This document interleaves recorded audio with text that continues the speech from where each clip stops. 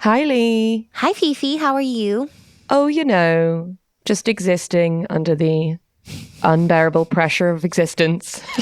So true, so true. This is episode 11 of Queer Gals Watch the West Wing. Welcome back, listeners. You know how I've been coping this week is rather than watching actual TV other than the West Wing, my girlfriend and I, Lizzie, we know we love, have been just diving into my emotional safe space, which is, of course, lesbian YouTube lore of the 2010s. Godly, the hours that you've spent on YouTube. And occasionally, like on a sleepover, when you and I are just sat on the sofa, you'll be like, so I've been meaning to show you this YouTube video. Cue a rabbit hole lasting 3 hours. It's your queer education and it's important lore. In the meantime, I could not be more excited to dive into episode 11 because your people are about to get absolutely rinsed. English representation in this episode at an all-time low. I'm sure you've been on the edge of your seats across the globe to see just how badly American writers can represent English people, and your thoughts will be answered in this episode. I bet that our American listeners, Fee, are absolutely frothing at the mouth for you to respond to Lord John Marbury. I have to say that the title of this episode, Lord John Marbury, was a jump scare. And I was like, oh God, here we go. But it is in fact a great episode. Yes. But we did just want to give a quick disclaimer before we get into the episode recap, didn't we, Fee? So we just wanted a disclaimer that the subject matter of this episode does bear some parallels to the current genocide in Gaza, but we've decided that we're not going to make this episode into a political commentary on any of these events. What we will just say is Free Palestine. Free Palestine. So Leigh, should we jump into the episode recap? Let's do it. Excellent. Oh, do you want to just give us a little taste of what we might be discussing in our study session today? Oh, yes. We actually have a listener request that we're going to jump into later. We're so excited. Thank you so much, Annalise, for your question. Also, Annalise is a member of our Patreon. So thank you very much for that. If you'd like to join Annalise on our Patreon, there you will be able to find like all of my resource lists. If you want to do some fact checking on me or just like dive in and read the resources for yourself. And there's also like fun things like our show notes and stuff as well. But you are, of course, also totally welcome to continue listening sans cash. Yeah. Just to ignore and move on. The request was, can we dive into what jobs in the West Wing have been done by women and what jobs have not yet been done by women? So that's what we're going to do. Excellent question from Annalise. Right, let's go into the episode recap of episode 11, season 1, Lord John Marbury. This episode was kind of crazy. Because, we've been pottering along for half a season, making golf jokes and jokes about hats and women's necks. And then, suddenly, there's a threat of literal US intervention in a war. Yeah. We've introduced kind of global world conflict to the world of the West Wing. So long Christmas nostalgia and cozy holiday vibes. This is a harsh cut. This is a snap cut into January. I'm just about to say, it's unbelievable January back to work vibes, which is just I've overindulged over Christmas and now reality is hitting and frankly, it's horrible. So we cut straight into the National Reconnaissance Office, Washington Navy Yard, with our favourite lads, the tech lads. It's giving Independence Day. It's giving Day After Tomorrow. It's giving opening credits of American propaganda disaster film. Exactly that. Just a dude in front of a very old computer, tippy-tapping away, looking concerned. Never a good place to start, no, I would say. No. So we find out from the tech lads that they have spotted a bad thing. And for a while, there's just a bit of kind of confusing conversation around what the bad thing might be. But it turns out that it's lots of ships in a place that they shouldn't be. Yes. And that place being Pakistan. So Leigh said on our shared doc, oh, are we going to finally find out why FLOTUS was in Pakistan? Listener, it bears no It bears no reference to the rest of the episode. Not a single mensch. Not a single mensch. Like, I was like heavily invested from this point, like 30 seconds into the episode. I was like, oh my God, like a fantastic through track from like episode 2 or something. No. But like literally not a whisper of a mention. Cut to Josh and Donna flirting in a corridor. Unbelievably so. This is, again, a classically insane subject for them to be bantering about. I would say it's on a par with the sorcery storyline we had a few episodes back in the state dinner, which is just Josh trying to convince Donna that she wants to be his golf caddy. I think he just wants to see her in a cute little golf outfit. Oh my God, I just had a flashback to pub golf in uni. What a weird British pastime for like uni students, pub golf. And our friend Chloe just absolutely taking the fancy dress so seriously. We love a woman who just takes the fancy dress so seriously to the point where she gives absolutely not a thought to whether she looks sexually attractive, to even if she looks like she should be alone and not perhaps with someone like taking care of her. I mean, she full-throated, says it with her chest, commits to a theme. Commits to a theme. And I will just say that like pub golf, for those of you who may not know, is a kind of like university night out kind of theme in the UK and maybe other places in the world, I'm not sure. You go to like 9 bars, like 9 holes of golf, and everyone dresses up like kind of like golfers, and you have to like finish your drinks in a number of sips. Like you have to like finish a hole on a golf course like in a number of swings, hits. It's just a window into the binge drinking that me and Fiona did for 3 years, basically. Very much that. And yeah, so normally you might wear like a polo shirt and like a little fun like mini skirt or something. Chloe just confidently would always wear golfing trousers. Sometimes a 3/4 length golfing like culotte. And I love her, and she must be protected at all costs because she's just a brilliant woman, and she never misses with her fancy dress. Never misses. There was the time she made herself look nearly bald dressing up as Gwen Stefani as well. But moving on. Conjecture aside. Yeah, Donna doesn't know what a golf caddy is. I don't know if Josh understands golf fully. No. But there's this sort of like flirty back and forth. And I don't really care. But what I will say is that Donna looks amazing in this like powder blue suit with like a white like roll neck. Beautiful. Stunning. I mean, I think her workwear has massively like leveled up as the series has gone on. 100%. While they're flirting, Josh is just like served by someone, which is quite entertaining. And he signs it on Donna's back, which again feels very intimate. It does. At this point, we're not really sure why Josh is being subpoenaed, but he is being subpoenaed by someone called Claypool. And Josh's response to this is just, I'm a professional hostile witness. And I do kind of love that as a function for Josh's pig-headedness. Oh yeah, like to go in and like make someone's job difficult because he thinks they're wasting his time. Oh yeah. Like I'm really here for that. Yeah. Rather than just like bothering his colleagues. Yeah. Or indeed the woman who is casually seeing his work associate. Exactly. So he sort of is very grumpy about this subpoena and is kind of like trawling the halls of the West Wing, making it everyone else's problem. Cue him going into Mrs. Landingham's office and having this exchange. Good evening, Mrs. Landingham. Oh, how are you, Josh? I'm being subpoenaed. Oh, I'm sorry, dear. Would you like a cookie? I do. She is done with his bullshit. She's like, how many times have I listened to this man moan at my desk while I'm trying to get on with my work? But I'm just going to do... I'm a very busy woman. I don't have time for your huffing and puffing. I'm just going to ignore you and offer you a cookie. Yeah. I think the thing that I love most about Mrs. Landingham is that she refuses to do any of the emotional caretaking that men just kind of expect from women, both personal and professional in their lives. You're so right. She just has such a firm boundary around being like, your emotions are not my problem.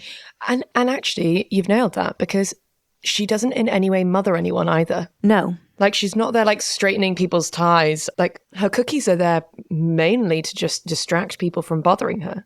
Literally. I think it would have been so easy to write Mrs. Landingham as like this woman who's lost 2 sons in Vietnam, and therefore like all of the boys are her sons, her like surrogate sons. But I just love that she's a more complicated woman than that. Yeah. Oh, what a lovely crystallization, Leigh. Back to the Situation Room. Yeah, let's go to the Situation Room, because you know what this means. Admiral Fitzwallace is back, baby. He's back. I'm so glad he wasn't just a day player, because that performance was so worthy of like just a pop in and out character for the rest of the show. It's the triumphant return of Fitzwallace. So we learnt that our kind of key storyline we've got this week is that roughly 300,000 Indian troops have just arrived outside of Kashmir.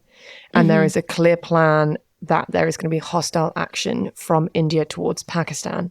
And so we're having this briefing in the Situation Room, which is kind of like, what information have we got, and like what conversations need to be happening between us and the UN and some of the ambassadors that are in our country. Yes. The president is pissed off because something of this size should not be a surprise. Yeah. We should have seen the troop movements. Yeah. He's like, I can't move my car over a street without like everyone knowing. How was this not picked up? He's kind of like lays into the head of the CIA a bit in such a phenomenal way. So he like tells the head of the CIA off, and this guy's like, we dropped the ball, sir. And Jed just says, pick it up again, would you please? Sensational. You would cry. I would cry. It's so good. The big question on all of the minds in the Situation Room is the fact that Pakistan and India both have significant nuclear weapons. And it's kind of like, we need to know what's going on with them, what the situation is. So like in kind of classic American kind of drama, it's the nukes, Leigh. It's all about the nukes. Yeah. And I think we would also like to give a quick disclaimer to like the discussion of India and Pakistan and America's role in intervening or not in that as an issue. And that is not something that either Fi or I are experts on the history of. No. However, friend of the pod, my good childhood friend, Sarah, is an extremely intelligent woman. And B, happened to write her dissertation entitled Friend or Foe, to what extent is the relationship between the US and Pakistan imperialistic? Which I thought deserved a mention, because obviously we're super aware that we're 2 white women who are doing a podcast about The West Wing, which was written by white people. Yeah. And so I thought it was important to give voice to someone who knows what they're talking about as regards this issue. Not to say that Aaron Sorkin doesn't necessarily know what he's talking about, but he is very much viewing this and writing about this from a white American lens and in the year 2000. So just to provide us with some quick context, this is what Sarah had to say, her kind of conclusions off of this dissertation. The relationship between the US and Pakistan is not a mutually benefiting relationship between allies. Instead, it is an unequal relationship where the US use Pakistan for their own interests and disregard the continuously negative impacts Pakistan has encountered as a result of cooperating and supporting US action. The US set the foundations of the relationship in the 1950s, tying Pakistan into the international system that the US dominated through military and economic pacts and aid. These pacts and aid impacted the state formation process in Pakistan as it entrenched within the state structure a capitalist state that heavily emphasized the military's role. Pakistan was thus tied into a capitalist sphere and incorporated into multiple US military alliance networks and reliant on US armaments. In continuous periods of the Soviet-Afghan War, as well as the Great War on Terror and the war in Afghanistan from 2001, the US were able to use this influence and domination to control the relationship and use Pakistan for their interests. Crucially, despite high levels of US aid, Pakistan did not benefit overall from the relationship, but has repeatedly shouldered the costs of American conflicts. Pakistan has emerged from supporting the US in these conflicts with diminishing internal security, rise in violence, and significant damage to their economy. I just felt that was an important perspective to bring in before we kind of portray the US as like hero to Pakistan. It's really, really useful context. And we're really grateful. Thank you, Sarah, for Thank you, Sarah, on. for sharing your work. I think it's a very innovative lens to look through what imperialism actually means in a modern day sense. Yeah, and I do think that it's something that we see a lot, depicted a lot in TV and film, especially American-made TV and film, where it's like we're coming to the aid of the little guy. Mm-hmm. Mm-hmm. And there's a sense of that in this episode. It doesn't feel overly heroic, but there is a sense of like, we are the big brother and you are the little siblings who are squabbling. And we will come and sort things out. And so there was Leigh and I felt like a little bit of discomfort around that. And so we're really grateful to Sarah for passing on some more reading that we could do. Yes. And we will share some of that reading. If you're on our Patreon, we'll include some of that reading that Sarah has suggested in the resource lists. Thank you very much. Anyway, let's go back to talking about like fashion and people fancying each other. So we're having a little like West Wing team assemble moment because the president has come out of the Situation Room and he is talking with Leo, Toby, Josh and Sam in the Oval Office. We do learn here that the US doesn't currently have an ambassador in Pakistan. Yes. Again, something Flotus could have been helping with when she was in Pakistan, but we never come back to it. So the boys are talking about guns and weapons and nukes. Toby's going to go and do some research. They're going to brief Up the Hill.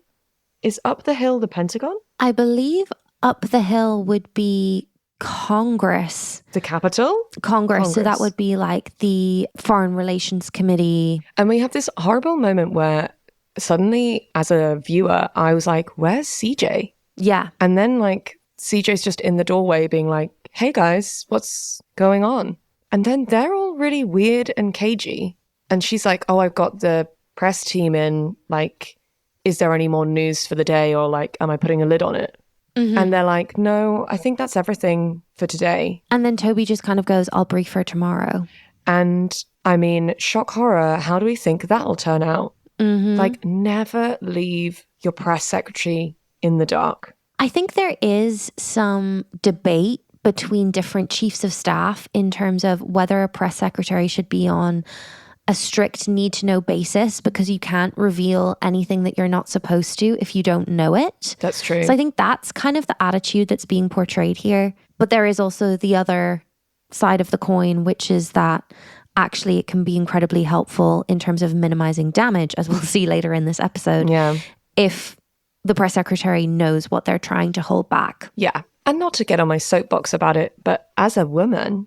Yeah. Why is she the only one who's being left out of this briefing? And it comes back to something that we were talking about in the previous episode, which is when women share information on a need-to-know basis, often that is perceived to be gossiping. And so I was like, I resent this kind of energy, which is, well, I wouldn't tell a woman because she might gossip about it. Yeah. Anyway, more on that later because it's a juicy, juicy subject for this episode. Leigh. Little Charlie at his desk, working late. And who comes through those French doors? Who is it that comes waltzing through those French doors? Zoe Bartlett, just like looking cool, looking pretty chill. She just goes up to his desk, basically like, is dad around? Yeah, cool. And then she just asks Charlie out. We love a young woman who takes initiative and goes after what she wants. Exactly. And she's just like, you know, do you get many nights off? And he's like, oh, not really. And she's like, oh, that's a shame. And he's like, I don't mind. And she's like, no, it's just, you know, I was going to ask you out. They're so cute. I love them. And also she's like, oh, anyway, like, see ya. And like goes off into the Oval Office casually. And he just sits at his desk and like just looks so pleased. His little face after Zoe asks him out, young love, I'm sobbing. I'm recalling being but a young girl myself. But a young girl. I love it because it's really cute and wholesome, and it's 100% the face that you want to see someone have when they've just been asked out. It's like zero ego. It's just excitement. Yeah. It's just him being like, oh, she's so cool. Yeah. And I love that. Anyway, let's go and find out a bit more about the subpoena that Josh has got. So he's playing it very cool, and as he's striding around complaining the whole time about the subpoena. I was immediately stressed about what he was going to say wrong. Exactly. So it looks like Leigh and Fi and his team, led by this guy called Claypool, are using the Freedom of Information Act to get info on like an investigation that Josh was supposed to be heading up, which was done in response to Leigh and Fi saying that 1 in 3 White House staffers were using drugs, which is going back a few episodes, and it's kind of been this through storyline in conjunction with Leigh and Fi essentially trying to get dirt on Leo and to trash his career. Because although he's problematic, he is a smart man, Sam Seaborn is like, oh, which lawyer are you taking with you, Josh? Yeah. And Josh essentially responds by going, no, I'm fine. Never be your own representation. It's not a good look. He's like, I am a lawyer. And I'm like, that's not the point. The point is you need someone to mediate on your behalf in these sorts of situations. Which he clearly does. Because he's such an asshole. Like, he is an asshole. And so more than anyone on this planet, Josh needs to have someone being like, don't say that. Say this instead. He's also like a classic man who just like gets swept away by his emotions and being the most righteous man in the room. I will come back to this again because this is very interesting. Put a pin in that. Here comes Mandy. Leigh, does she have anything to offer this week? The answer would probably be no. We've given her, again, a paper-thin storyline. We do enter the scene with having a nice like full naming moment between Josh and Mandy. She gives him a lovely Joshua, which we've not heard her do before. Yeah, and he calls her Madeline, and that's quite fun and banterous. She then corners Sam Seaborn and is like, I want to take on a new client. And where is Daisy? Yeah, where is Daisy? We're just taking on new clients? What is has Daisy been left in the dust? Like, one, like Mandy still has clients? Question mark? Question mark? Question mark? 2, like, is her business with Daisy still running? Where is Daisy? Is she well? We miss her. She then all gets on her high horse about like working across the aisle. And I'm like, Mandy, I don't have time for this. There's about to be like potentially a war. Like, please. Yeah. So she wants to work with a Republican called Mike Brace. And she basically wants Sam to sell the concept to Toby and Josh. And Sam's like, okay, like I owe you one, which is, I quite enjoy that. He's like, yeah, cool. Like, I'll help you out. You've helped me out on other things. But yeah, I don't like, she goes on about how like he's a Republican, but he's really good on these things. And I'm like, I don't really care. Yeah. Also, like, you want to take on a new client, but your other client is the president? Like, I feel like there's always going to be a conflict of interests if you're working for the president. Yeah, anyway. Who knows? Who knows? The only interesting line from this scene is that Sam is uncomfortable and then just says to Mandy, I admire your pluck, your gumption, because he doesn't quite know how to compliment her. He doesn't know how to compliment a woman about something other than her appearance without it somehow being like, she's a 1940s firecracker. So, as we predicted earlier, CJ is about to be entirely fucked over by being left in the dark. Just thrown to the wolves by the men. Yeah. So she's holding a press briefing and basically says, oh, like, that's all for today, folks. And one of the journalists raises their hand and says, oh, I've had some information from a source at the Pentagon regarding this thing. And then basically says exactly what's happened. And CJ laughs it off, makes fun of this guy and is like, I think you need to get a new source at the Pentagon. I was just in the Oval Office 10 minutes ago. Completely undermines her closeness to Bartlett, her relevance within the administration. It just completely undermines her professional credibility in like a really damaging way. It also is one of those things where then like she walks away from the podium like chuckling like that guy. And unsurprisingly, that energy will come home to roost later in the episode. How dare the boys do that to her? It's just like, has a complete lack of regard for her professionalism. And it's also setting the value of her job as less important than theirs. Now, obviously, there is a genuine hierarchy that has to be adhered to. But it's that thing of being like, if she looks unprepared, that should reflect on all of us. Yeah. rather than it being like, we can always have someone to throw under the bus. Anyhow, the patriarchy, basically. And I will get back to this because boy, oh boy, have I got a soapbox to get on this episode. Back to the Situation Room. Some intense fighting has been going on. It's bad. Both sides are making very opposing statements. So the plan is, from the US point of view, is that they're going to try and help negotiate a ceasefire. So they're looking for other countries to join with them in kind of like proposing a ceasefire. Leigh, I just put a little flag in to say there is one woman in the Situation Room now. Yep. She does not speak. Love that. But she Love is that. there. So we proposed this ceasefire plan. Thank you, Fitzwallace. And unfortunately, a bit of an ick response from Jed, because in a very American way, he just says, well, we've got ourselves a ball game. I hate it. Make it stop. And I'm just like, it's a war. People are going to die. It's not a day out at the ballpark, Jed. Yeah. So I'd like to redact that from the record. And we close out that scene by saying we need to wait until 3 p.m. that day for the update on the nuclear situation. My guess is that the update will be bad news. Shall we go to the most awkward meeting that's ever been witnessed? Please. Yeah. So CJ is sat in Toby's office and Leo and Toby come in. She's like very prepared to talk about something else. And then they hit her with the information that there is this conflict going on between India and Pakistan. And Leo's like, we want to keep you like abreast of everything from this point forward. So like, there's a few meetings I'm adding you into today. One's just about to start. So like, let's go.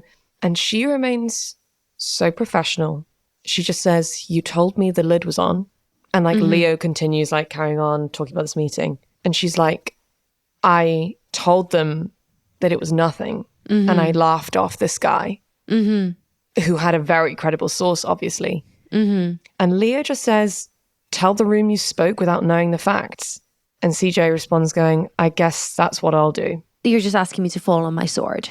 And the thing that like really hit me was, if CJ was a man, I think, especially at the time, like in 2000, I think you could get away with going back to a press briefing and being like, look guys, hey, I spoke without knowing the facts. This is what we know now. Like, let's move forward. And in a way, there probably is a possibility to save face. Yeah. But as a woman, you don't get to own up to stuff in the same way. I don't think you get to say like, oh, I spoke without knowing everything. I think you're held to a different standard. Yeah, you have to be infallible to be taken seriously. This is something that I think is really paralleled beautifully through this episode, and I'm not sure if it's on purpose, which is CJ purposefully shows no emotional response to being left in the dark at all through all of this. She always comports herself. She doesn't raise her voice. She doesn't use emotional language. But I don't know how Alison Janney does it, because we as the audience see the exact moment her heart sinks. It's a masterful performance. We've talked about this before, but like the strength and vulnerability in concert that Alison Janney brings to this performance is mind-blowingly crafted. It's perfect. And the thing that I love seeing it in opposition to is all of the scenes surrounding Josh's subpoena, because he is incredibly emotional, incredibly volatile. He uses emotive language all the time. He gesticulates constantly. And he can, because he's a man. Yeah. He can like basically bluster about and tell people he's upset about things that they're saying. And CJ, as a woman, can't do that. Yeah. And I just think it's incredibly interesting that those two performances sit side by side in this episode. And that this feels like it almost should have been written post that like Hillary Clinton, Donald Trump debate. It feels like it's almost reflecting on that, but that hasn't happened for another nearly 20 years. Yeah, it's horrible and it's really powerful. And I just think that like something that we've seen from CJ through this so far, and I imagine we will continue to see, is that how women's emotions have to be moderated in a very different way than men's do. And, you know, and that like Josh and Sam are like put on these pedestals for like telling people how they really feel. And CJ can't do that because then suddenly she's being an emotional woman. Even with her closest colleagues. Yeah, even with the likes of Toby and Leo. Yeah. Right, let's go to the subpoena. So Josh has 2 2-hour sessions with Claypool. This is the first one where he is not taken any representation. He's just gone by himself because, he's a lawyer. And I'm not going to lie, the actor who's come in to play Claypool, I don't know if we'll meet him again, but good God, is he doing one hell of a job. He is having the time of his life, and he is absolutely loving Josh's laissez-faire attitude. Yeah, Josh is like classic, like sleeves rolled back, leaning back in his chair, like making really jokey comments. And Claypool is unruffled. He's like, I'm going to get you. And you can see like the way in which the dialogue is written is like Claypool is continually trying to get Josh to commit perjury. Yeah. And he's like trying to tie him in knots. And Josh is like, haha, like I'm cleverer than you. I'm a bad boy. I think it's all going to end very badly. Agreed.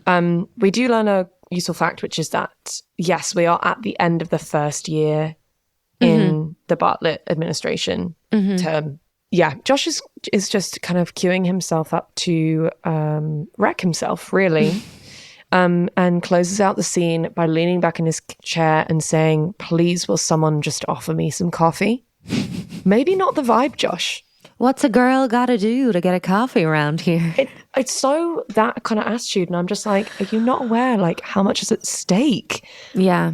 And I suppose it all circles back to, like, what we originally said when the Lillian Field stuff came out, which was, I am always scared of politicians who people are like, oh, they're just like idiots, or like they're just like really radical idiots with like loads of big ideas.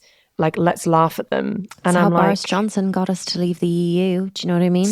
It's the classic, like, leads us down the garden path when we think something's funny, and that makes us forget how dangerous it can be. Back to the West Wing. CJ's pissed. Yeah. But looking absolutely fabulous in this trouser suit, just like striding around corridors, being pissed off, but like not performatively. Yeah. Like she's not walking down the corridor and like Donna's like, oh my God, like, whoa, CJ's annoyed. It's like, CJ's just like, I've got a lot of work to do, so like I'm just gonna like crack on. Yeah. Which is a vibe that I find much more terrifying. Yeah. Alas, we must go back to Mandy's very shitty, boring storyline. Must we? Surprise, surprise, Toby isn't a fan. What I do enjoy is that Sam starts the conversation with Toby by saying, let me ask you something without your head exploding. Toby is furious and just like strides into Mrs. Landingham's office and is like, is this a joke? And Mrs. Landingham's like, you're not going to say hello, Toby? And he's like, oh, yes, hello. Is this a joke? Mrs. Landingham demands decorum. She does. I mean, don't walk into her office and not acknowledge her. How dare you? Rabble rousers. You rouse rabbles. You rouse rabbles. So we've arrived because it's time for the nuclear weapons briefing, which is with Joe. I don't know what Joe's job is. No one's ever really described what Joe's job is, but Joe is a really useful character because he's just like, I'm here to tell you what's happening. I did note at this point, though, that we are talking about predominantly India and Pakistan in this episode, and we have still yet to see a South Asian actor. And I'd say we're about halfway through the episode at this point. Yeah, we haven't met like a personal representative of either of the countries involved in the conflict, which doesn't feel great. No. At this point. We've been doing a lot of talking about people, not hearing from them. But the long and the short of the nuclear weapons briefing is that both sides have quite extensive nuclear devices, but both countries don't necessarily have like very expansive protocols surrounding their nuclear weapons or safeguarding. And again, I'm not the hugest fan of like how that's put across on this. It's kind of like, oh, these countries are like not very organized. It's feeling very patronizing and a little imperialistic. Yeah. However, Bartlett does end this meeting by saying, there's an India expert that I want to bring in. Who? A single look from Bartlett to Leo. No.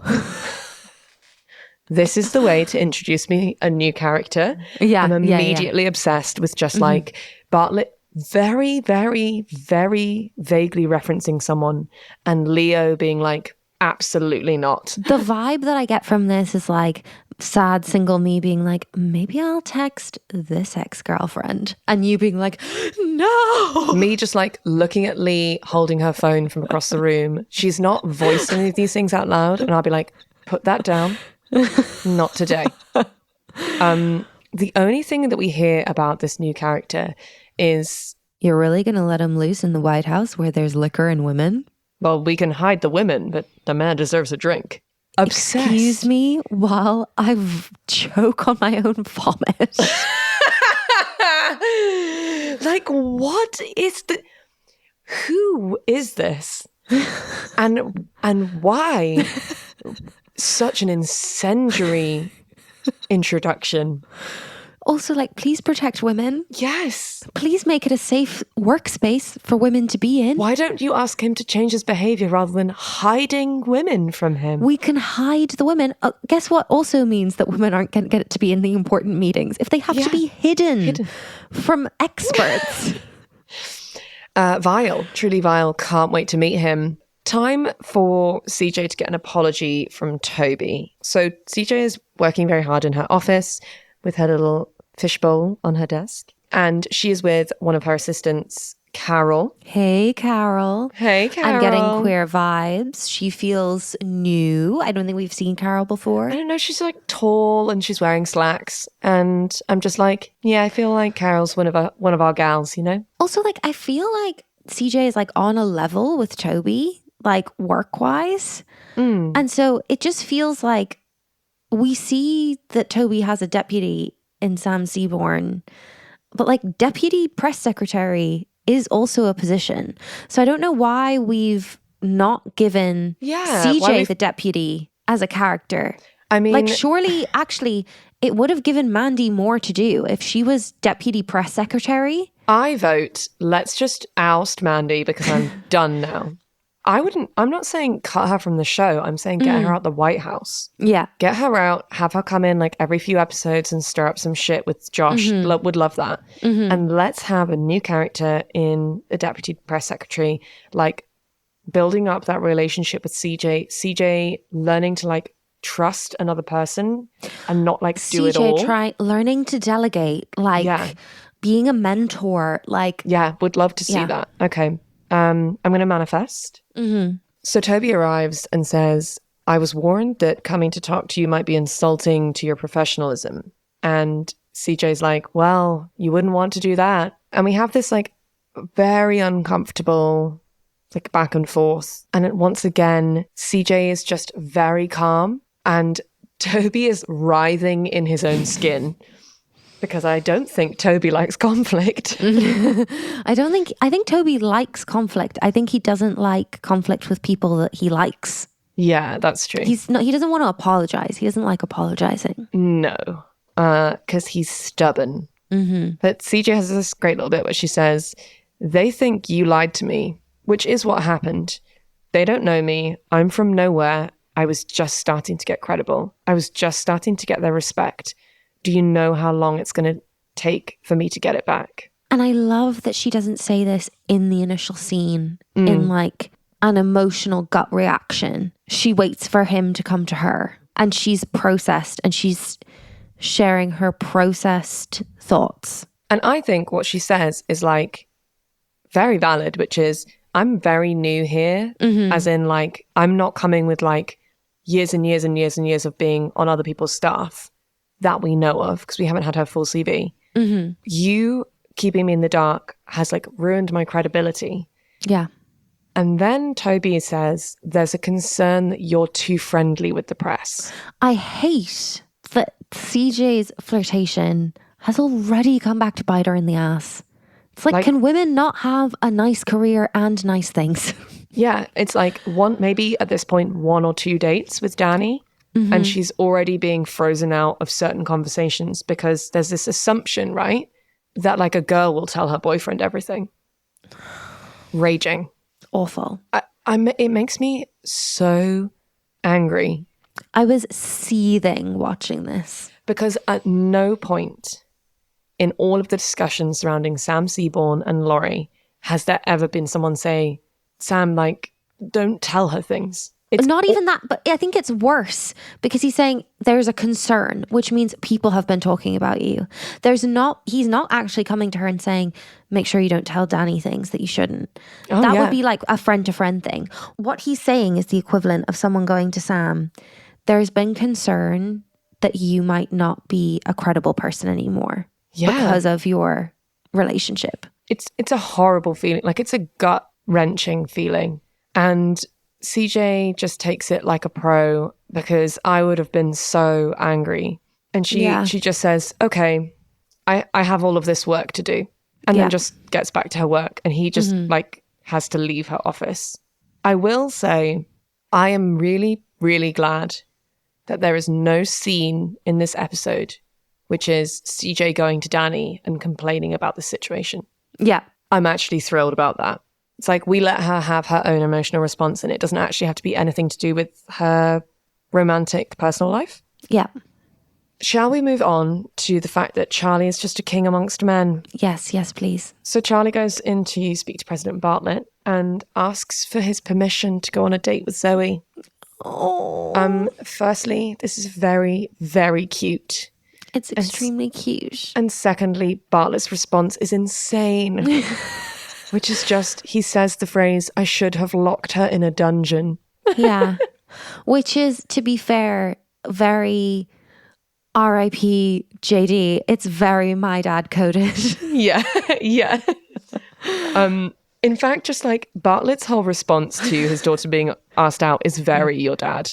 Yeah. So Charlie kind of is like, okay, I'm going to stop talking about this. And Bartlett's like, this is not the day, Charlie, to come to me with this information. Like, I'm very stressed. Charlie leaves. Leo comes in and is like, what's that about? And Bartlett says, Zoe wants to go on a date with Charlie. And Leo looks thrilled. He's so happy. He beams. Like he beams, and it's like light is emanating from him. Just the biggest grin ever. And then I think Bartlett turns to him and is like, oh, shut up. Yeah. More on this later, because Bartlett continues to be completely bonkers. Mm-hmm. Let's touch in with how we're doing with this potential ceasefire. Mm-hmm. So Bartlett and Leo are meeting with the Chinese ambassador in the hope that China and the US can kind of join together on like proposing a ceasefire. And it's just an interesting scene where like, I think Bartlett's like, okay, I'm the president of the United States. I've got a good idea. Like, people are probably just going to decide that my idea is good and we should all do it together.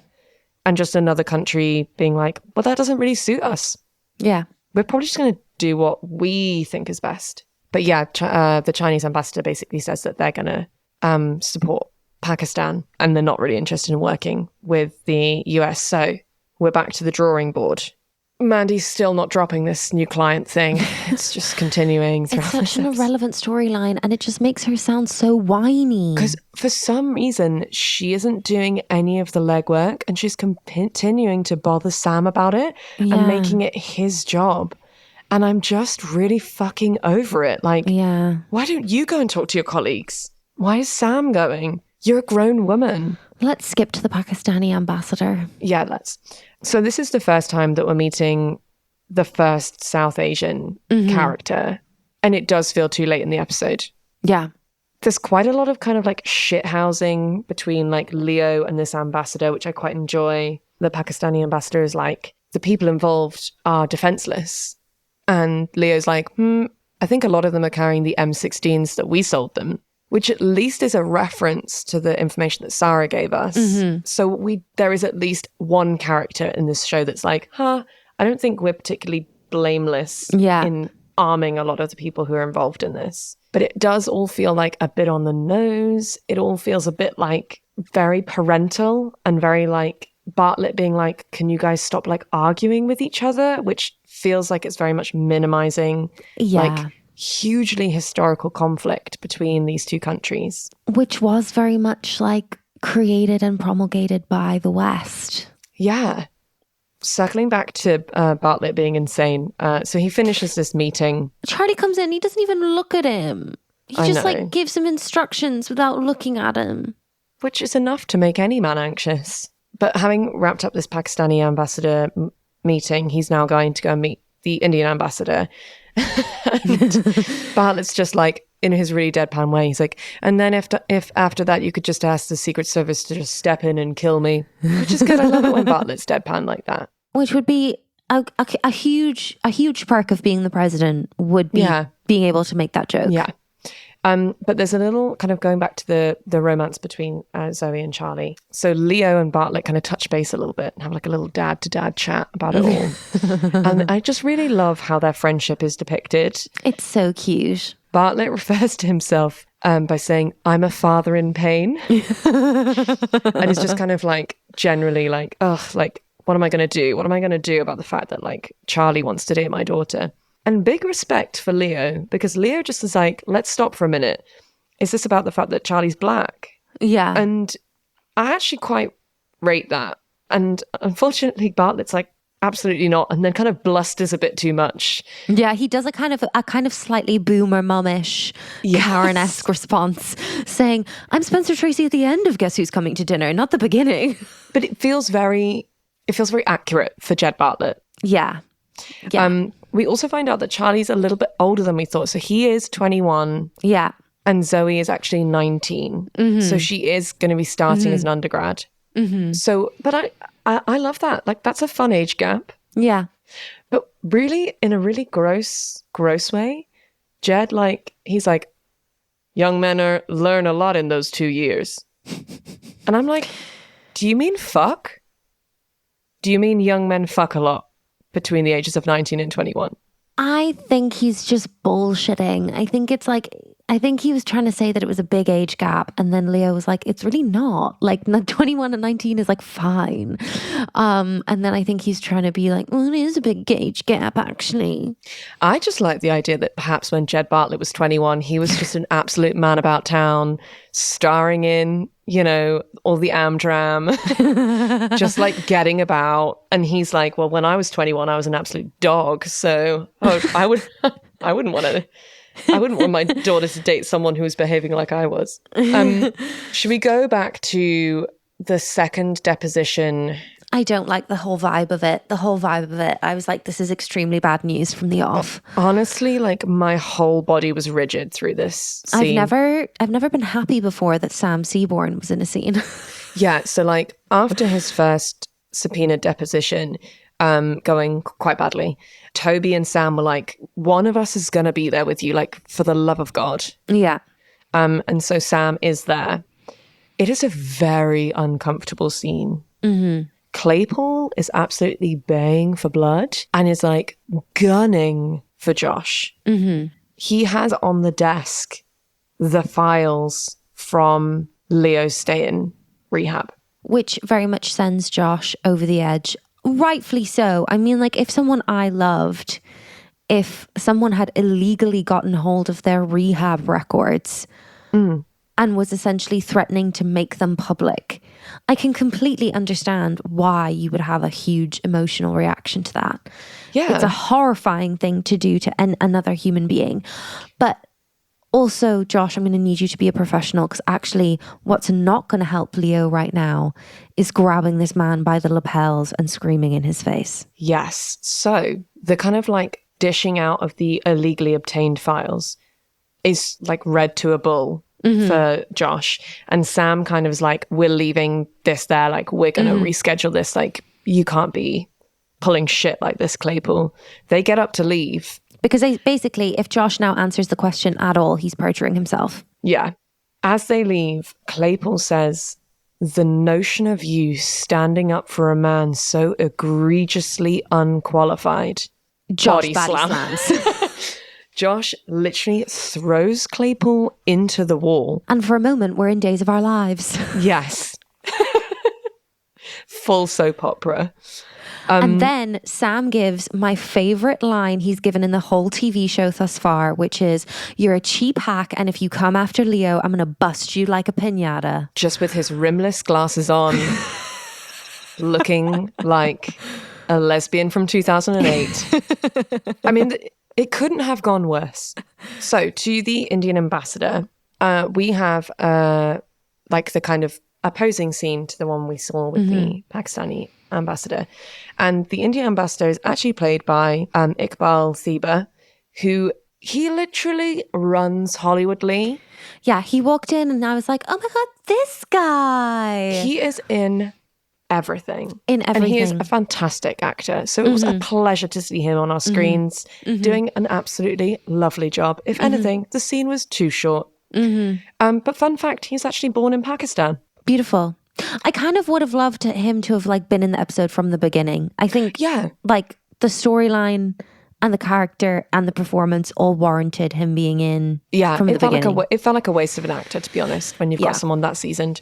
Another couple of ick moments from Jed Bartlett. The first one being when he describes the Indians as having a tendency to get cranky. Yeah, it just completely goes to support, I think, Sarah's point in her dissertation that there's like an imperial attitude. And then Jed kind of rounds off his meeting after the ambassador has left.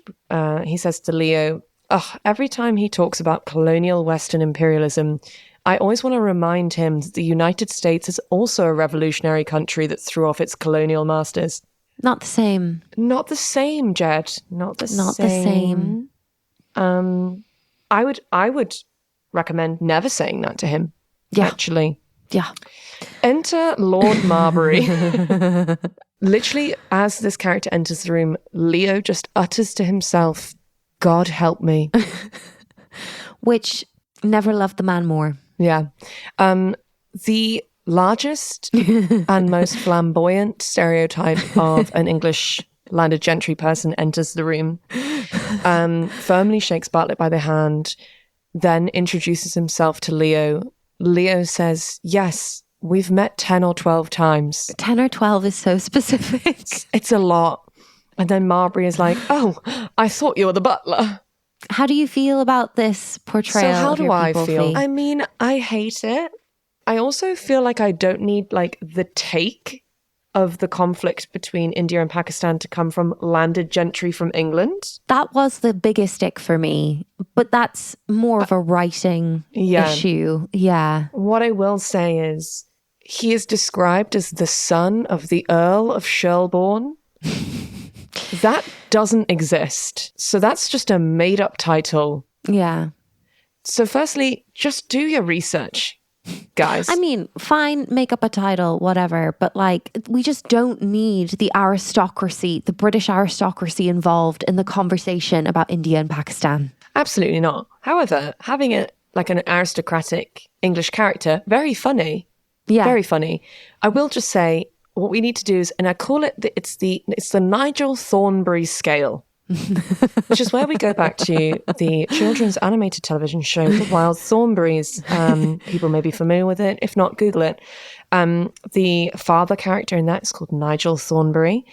He is English, and he is what I believe Americans think all Englishmen are like. Yes. And what I say is, as long as we don't tip into the Nigel Thornberry of it all, then we're okay. And I think actually Lord Marbury is insane, but like in quite a fun, chaotic way, rather than just a posh way. Yeah.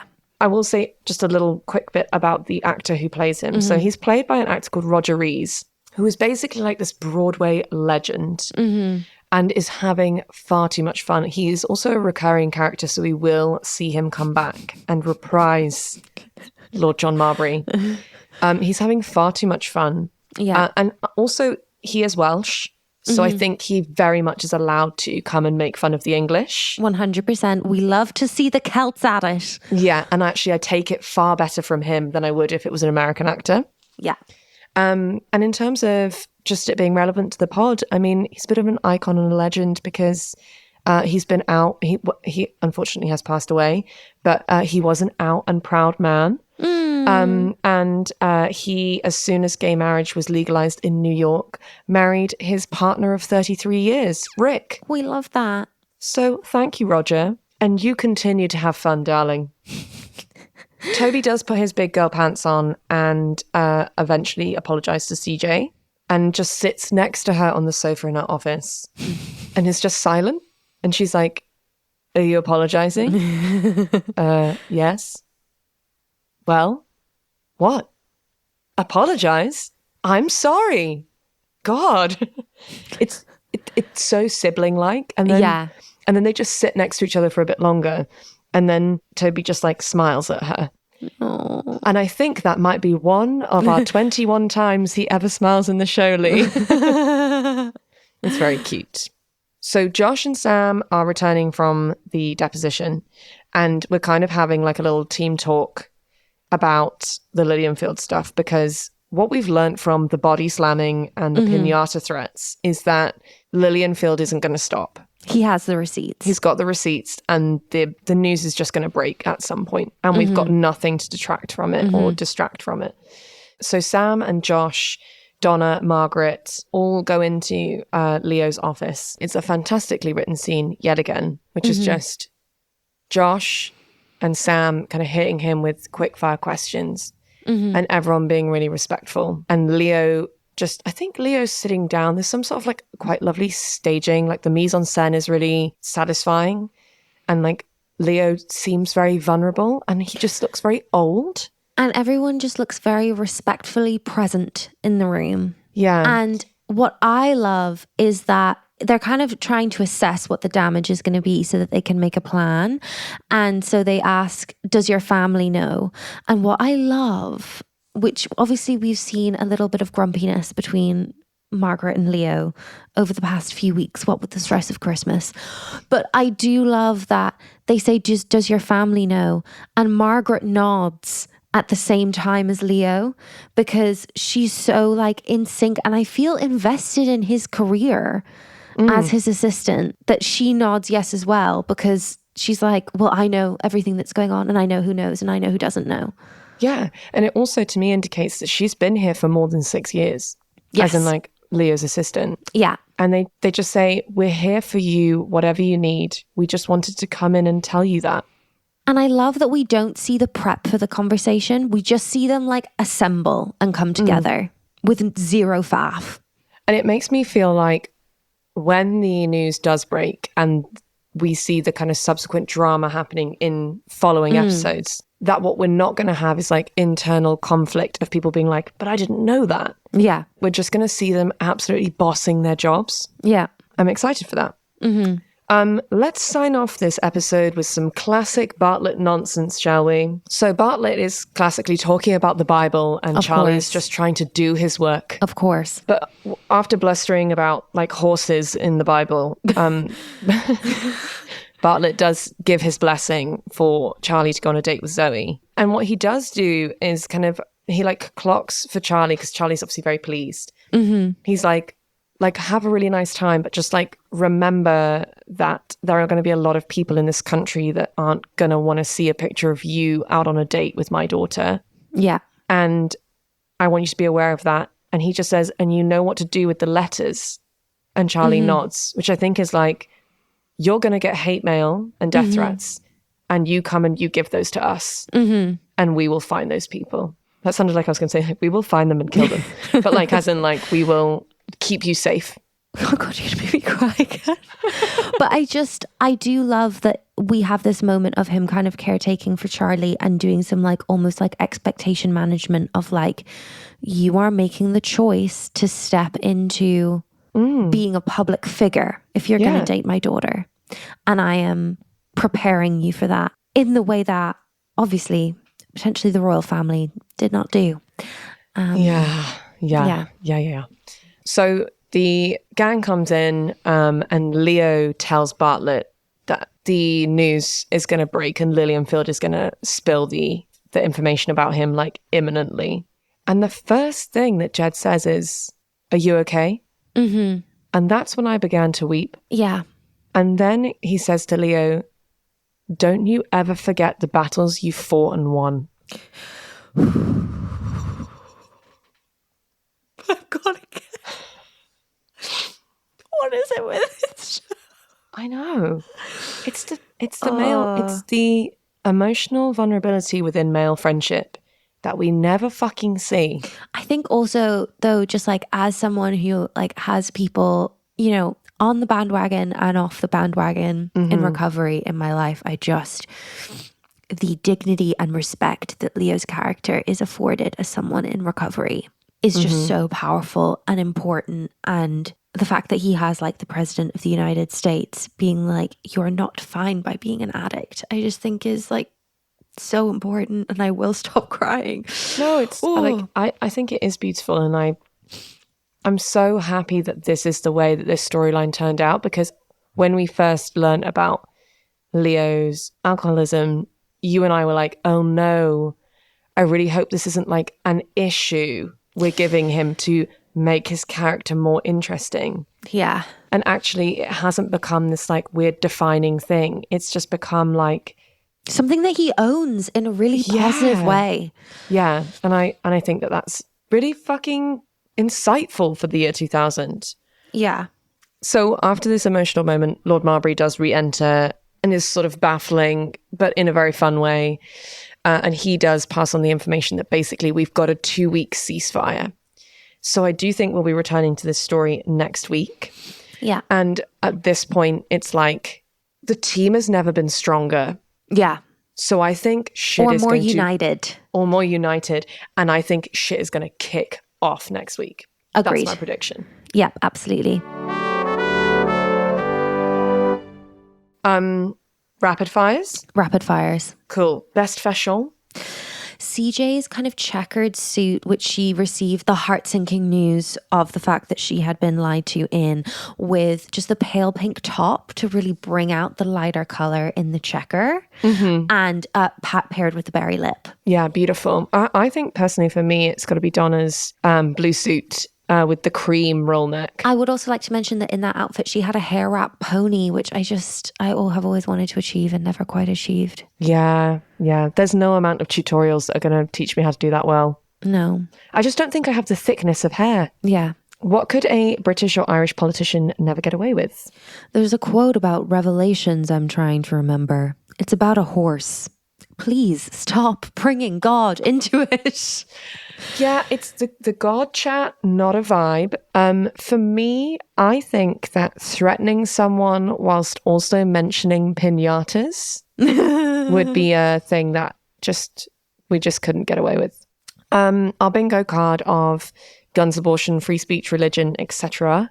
We really ticked them off this week. I mean, we're obviously talking about like US intervention in international affairs regarding essentially like the selling of arms long term to various countries, religion and the history of religion in different countries. And also I feel kind of just like women in the workplace. Yeah. Feminism and patriarchy, and just like the expectations changing based on your gender. Man, I feel like a man. I'm going to have to say you're a cheap hack, and if you come after Leo, I'm going to bust you like a piñata. Yes. I'm going to go for I'm a father in pain. Just for the sheer campness of it all. Yeah. And Leigh, what was the moment that made you proudest to be an American? Don't ever forget the battles you fought and won. Yeah. Yeah. It's got to be that. It's beautiful. I would love to learn a little something if we could. Yeah, absolutely. My brain is absolutely ready for knowledge, Leigh. We're going to dive in to women in the White House. Now, obviously, if we're going to look at the history of women working in the White House, we do have a not great place to begin, to say the absolute least, which is that, of course, some of the first women to work in the White House were enslaved people. Yes. For example, November 24th, 1831, Andrew Jackson Jr. married Sarah York, and President Andrew Jackson wanted to give a gift to his new son's bride as a wedding present. And he gave her an enslaved woman by the name of Gracie Bradley. Oh, is this the same President Andrew Jackson with the cheese? Yes. Oh. Yes. Oh, see, I really loved him for the cheese, but now, no. Yes. He was a slave owner. He bought and sold several different people over the course of his presidency. Oh. And when Andrew Jackson Jr. and his wife Sarah moved into the White House with their 2 young children, Gracie came to work in the White House.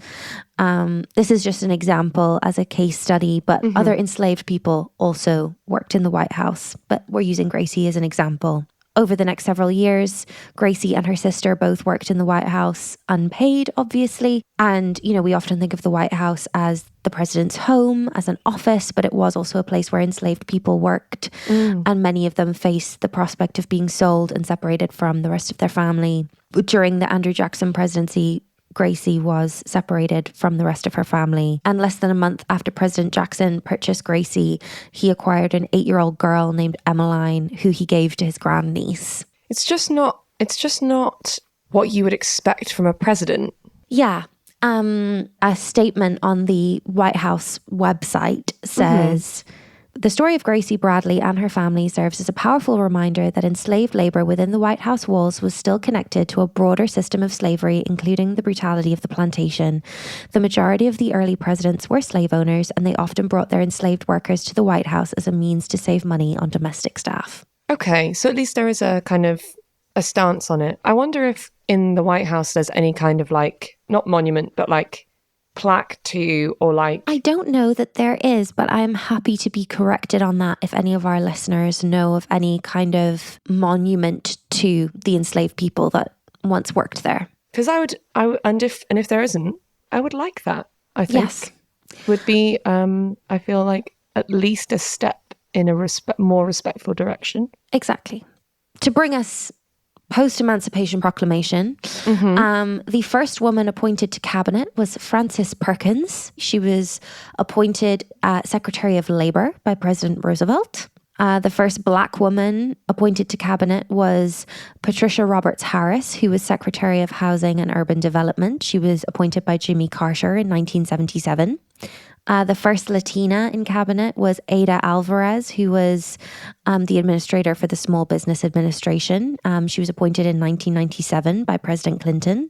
The first Asian woman was appointed Secretary of Labor, Elaine Chao. She was appointed by George W. Bush. And the first Native American woman we actually mentioned last week, she was elected originally as one of the 2 first Native American women in Congress who were elected the same year. But just 1 year into her term in Congress, Deborah Haaland was appointed Secretary of the Interior by President Biden. President Biden actually has the highest percentage female cabinet in history. His cabinet is 52% female. I think that's really good progress. And I feel like that should be a kind of baseline from now on. Absolutely. I mean, it's gender parity. Yeah. If we move away from cabinet towards administration staff, famously a very testosterone-fueled environment, because presidents usually select their senior advisors from the all-male dominated ranks of their campaigns. As late as the Eisenhower administration, the only women working in the West Wing were secretaries. Oh my God. And they were barred from dining with men in the White House mess. Patty Herman, who worked in the West Wing during this period, is quoted as saying, "Regardless of the weather, we had to slog out to any hole in the wall we could find." Now I understand that has changed. She left the White House when she married a White House correspondent for CBS. Annie Wexler, who served as Jimmy Carter's assistant for public outreach, complained that the chief of staff at the time, Hamilton Jordan, didn't invite her to important daily meetings to offer her ideas to the president, even though the same man, the chief of staff, Hamilton Jordan, described her as the most competent woman in Democratic politics. Yeah, and these are the things that actually boil my piss more than anything. When you are praised with one hand and pushed down with the other. Yes. Like, actions so often speak louder than words. And providing her with that like amazing compliment and being like, you are a brilliant mind. But I'm still not going to invite you to the daily briefings. That's the thing. And it's like, yeah, and that's something that I appreciate when we look at like that 52% that you're talking about in Biden's cabinet. It's like, it wouldn't have been enough for Biden's vice president to have been a woman. He's like, no, the action that I'm showing is that I want there to be like a 50-50 weighting. basically. Yeah. And that goes back to like what we were talking about last week as well in terms of like LGBTQ plus representation. I think something that Biden has been really hot on is wanting his entire administration to look like America in every sense that that means, whether it be across race, sexuality, gender, religion, etc. Bonnie Newman, who worked in the Reagan administration, did have access and proximity to the president, but she said because there wasn't a whole lot of other women there, she's quoted as saying, so when you looked around, you looked a little out of place. Yeah. Which is also a huge thing as regards sexuality, race, etc. Anytime that you're the only person of a particular identity in a space, it makes it harder to do your job. And I that's kind of what it boils down to, isn't it? Which is like when you are a token higher in whatever respect that you're a token higher, it doesn't help.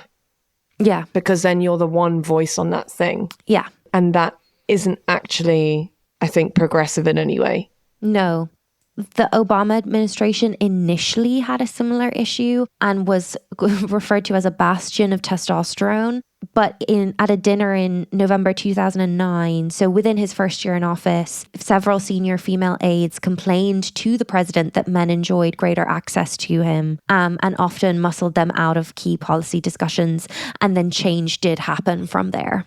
Okay. And then the atmosphere kind of changed, especially into Obama's second term. Susan E. Rice, who was a national security advisor in the Obama administration, said that in previous positions, she had to push to get into key gatherings, saying, and she's quoted as saying, it's not pleasant to have to appeal to a man to say, include me in that meeting. And it's so true. Yeah, because as soon as you have to ask, you feel like your status is entirely undermined. Mm-hmm. So after Obama's re-election, he replaced his communications director, Jan Pfeiffer, with Jennifer Palmieri, who was a woman. And she said she remembers the moment that the president expressed his confidence in her and said, this is it. You're in the room. There is no other room. This is the Oval Office. You're here for a reason, and I want to know what you think. Great response. There is also something interesting about in terms of like the point in a woman's life that she's like at the height of her career and how that overlaps with like when one might want to have kids and a family, and those two things often seeming to kind of come at the same time.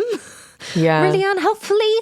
After Bush was elected in 2000, his longtime aide, Karen Hughes, is quoted as remembering that the chief of staff, Andrew Card at the time, tried to establish a 24/7 work schedule.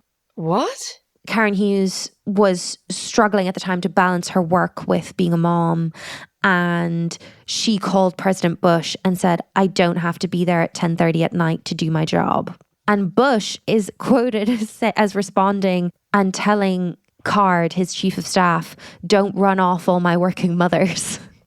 Which, to be fair, is potentially the one good thing that George W. Bush said or did. So we love that for him. What is interesting as regards the West Wing is that the first female White House press secretary was only appointed in 1993. Right, okay. So it was that's really relatively recent history in the context of the West Wing.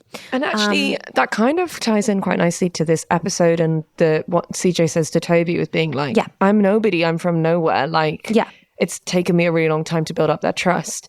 Is that if they're kind of like riffing off of quite recent political history, is like by casting that character as CJ, it's like, well, actually, we're kind of saying like, women holding this office is still very recent history. Yeah. So her name was Dee Dee Myers. She was the first female White House press secretary. She was appointed by President Bill Clinton. And she actually served as a consultant to Aaron Sorkin in the writing of The West Wing. Ah, Dee Dee. Which is extremely fun. And she says of being a consultant, I was at that point the only woman who had ever served as White House press secretary. She went to Berkeley and so did I, although it turns out she's from Ohio and I'm from California. Of course, when I started working with the writers, I certainly spent more time on storylines for that character because I knew it and stuff that happened to me ended up happening to CJ.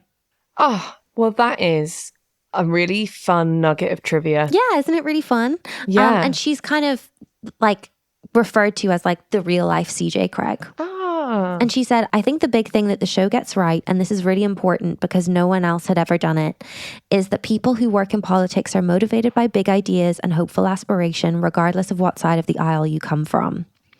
I think the other thing that Aaron gets right and insisted on is that if you're talking about healthcare or climate change or whatever, then the argument on the other side has to be real. These issues are complex and it's okay to show that. Presidents never make 80-20 decisions. They make 51-49 decisions. Which I think something that we've mentioned about the show in the past is that like it does feel like they do represent the other argument, the other side of the argument in a complex and nuanced way. Yeah, it does track. It's never an easy decision if there's a decision to be made. Mm-hmm. Also, I think with reference to this episode specifically, something interesting that she says is, no woman had ever been White House press secretary, and I was also young at 31. It was very challenging since many people initially questioned my authority, my experience, and whether I was tough enough.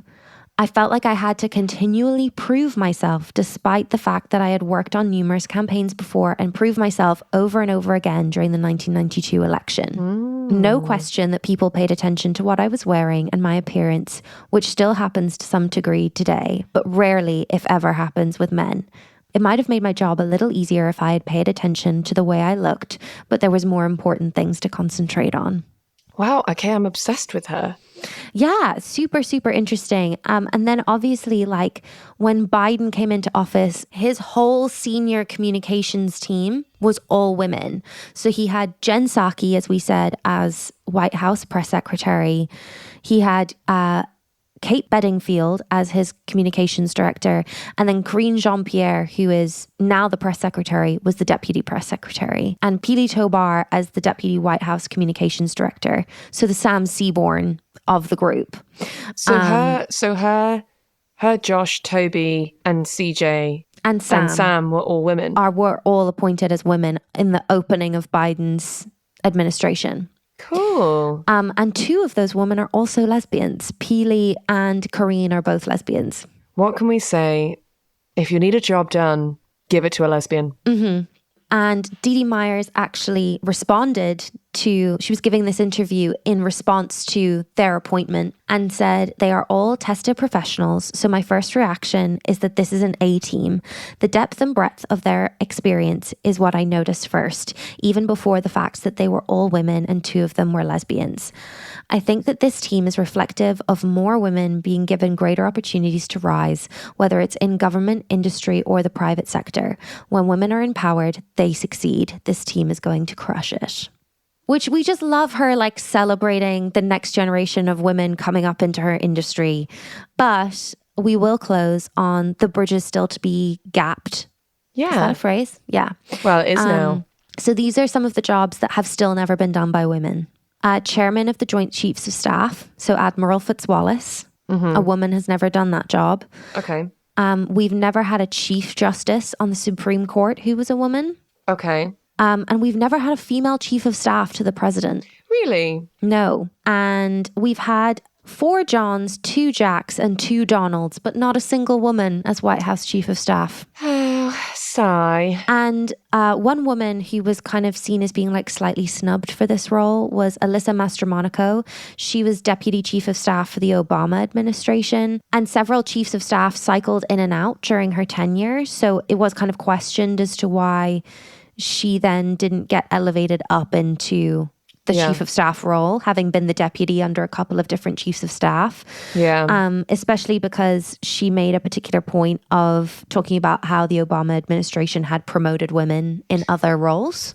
Yeah, it's like that's it to be passed over for that promotion is really, that's tricky. Also, Alyssa Mastromonaco is a really fun person to listen to. She has a podcast called Hysteria, which is all about like politics and pop culture, and it's really fun. She also has a book called Who Thought This Was a Good Idea and Other Questions You Should Have Answers to When You Work in the White House. Well, that sounds like a fun read. Yeah, and the cover is her looking like a very young professional, like curled up in a chair with her heels still on. And Barack Obama is just kind of like leaning on the arm of the armchair she's sitting on. which is really fun. And she was actually also credited with getting the first ever tampon dispenser installed in the West Wing women's bathrooms. Celebrate the victories you can celebrate. She's quoted as saying, if we were serious about bringing more women into politics, the West Wing should have a basic level of comfort. Yeah. Like, if you're a person who menstruates, like, sometimes you get caught short and, like, you should be able to find that in your workplace. Yeah. And while she was Deputy Chief of Staff, she also developed a strategy which she called amplification, which went viral. I don't know if you remember this. I don't know if I did. Which is that she implemented a strategy in the West Wing that when a woman spoke in a meeting, another woman would repeat the point while making sure to mention the first person who made the point, and to give credit to the first woman who'd spoken. And the strategy went viral and extended beyond the West Wing into meetings across America, basically. A staffer who wanted to remain anonymous said, we just started doing it and made a purpose of doing it. It was an everyday thing. Obama noticed, she said, and began calling more often on women and on junior aides. That is so fascinating. And actually, I feel like I'm aware of that system, but I didn't know that that's where it originated. Mm-hmm. How interesting. Yeah. So I think the next step realistically is a female White House Chief of Staff. That's the next big bridge. I mean, there's other big roles that have never been done by a woman, like President, Secretary of Defense, Director of the FBI. But yeah, so we still have a ways to go. But we'll keep on trucking. Thanks, Leigh. I feel like kind of like last week's study sesh. I found that a lot more reassuring than I thought I might do. Yeah, I mean, it's also like, it's so great to hear the perspective of people who were in Clinton's government and now have like so much space and time to look back on the role that they played in kind of moving women's history forward. And then it's also so great to hear from people who are like just coming out of the Biden administration now in terms of the progress that they've made. Yeah. We're doing it. Well, I think I might make myself a celebratory cup of tea. Votes for women. Votes for women, and thank you to the Lord John Marbury. Shall we connect again in the future, Leigh, and perhaps do this again? Let's do it. Next week, crazy. Next week we'll be on episode 12. Wild. Yeah. We've been chatting for too long. Let's wrap this up. Yeah. Great. Well, if any of you folks would like to get in touch with us in the meantime, please connect with us on our socials at Queer Gals Watch. And please do feel free to drop over any stupid questions, anything you'd like us to deep dive on or want us to expand on. We love hearing from you. And if you do wish to mosey on over to check out the old little Patreon, we'd be eternally grateful, even just for a little bit of traffic on the site. Yeah, love it. But until then, Leigh, stay sassy, stay safe, and stay frisky and fun. Fancy free. Bye-bye. Bye.